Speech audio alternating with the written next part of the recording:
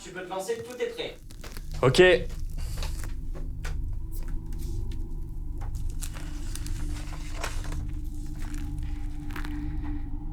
Depuis la nuit des temps, les phénomènes paranormaux et les sciences occultes nous laissent entrevoir un monde. Un monde caché dans les interstices de nos vies ordinaires.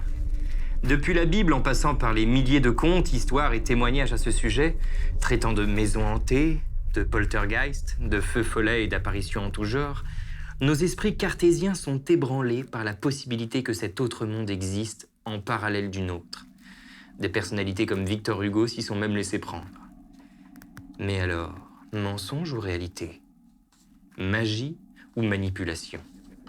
Nous essaierons de démêler vos histoires ensemble et de nous rapprocher de la vérité. Vous vous sentez incompris, impuissant face à un événement auquel personne ne croit. Moi, Marc, je vous invite à me raconter vos histoires. Arriverez-vous à déjouer mon esprit cartésien, à faire plier mon scepticisme?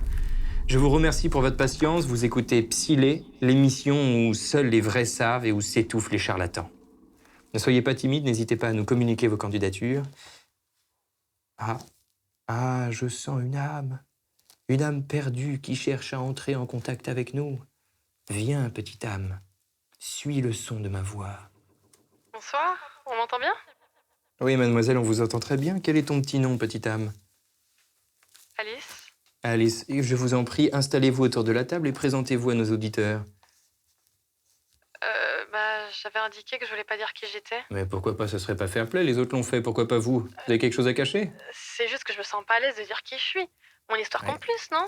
Écoutez, les règles, c'est pour tout le monde. Je peux te tutoyer, Alice. Si tu le fais pas, tu vas devoir laisser ta place. Je suis désolé. Ok, non, d'accord. Je ne travaille pas. Je fais des entretiens de droite à gauche, mais ça n'a jamais rien donné. Ah, ce genre de refus ont l'air fréquent, non? Tu paniques? Non. Mais après, ce que je veux vous dire, ça n'a rien à voir avec tout ça. Ah, mais alors, c'est quoi? C'est parce que tu corresponds pas à la norme, c'est ça? Non, vraiment pas. Bon, alors vas-y, on est entre nous. Tu peux tout nous raconter. Bon, je commence. Ah, ok, très bien.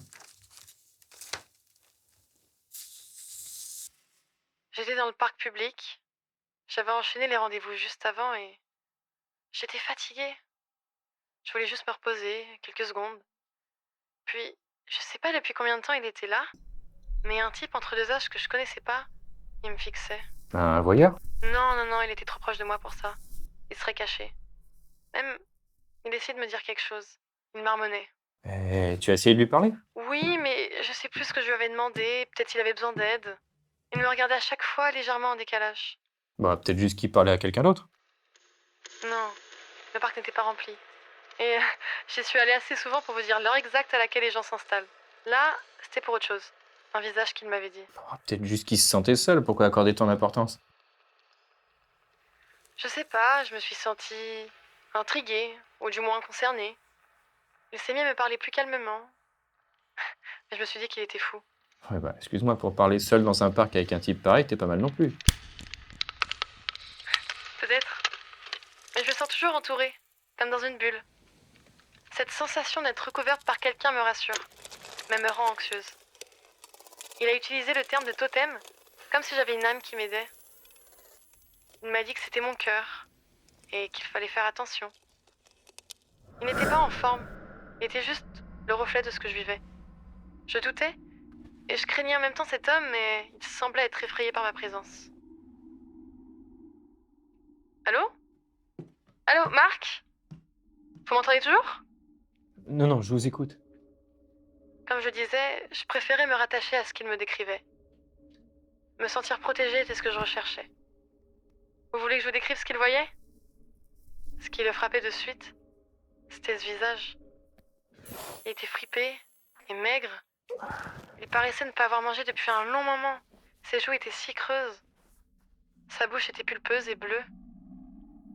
Le type bloquait quand il parlait des yeux car il ne voyait pas grand-chose. Son contour était sombre. Me sentir protégée était ce que je recherchais. Quelque chose s'approchait de moi, vers mes épaules, vers mes joues, vers...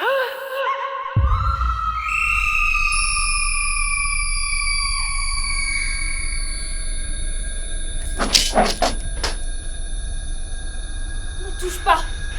Laisse-la! Laisse-nous! N'oublie pas. Gagne! Regarde-nous!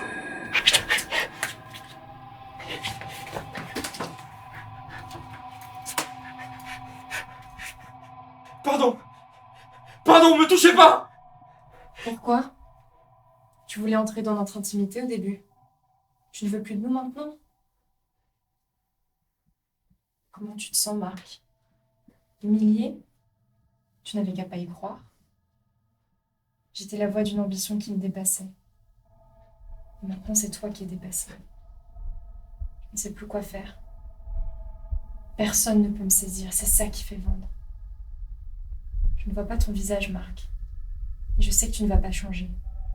Pourquoi continuer?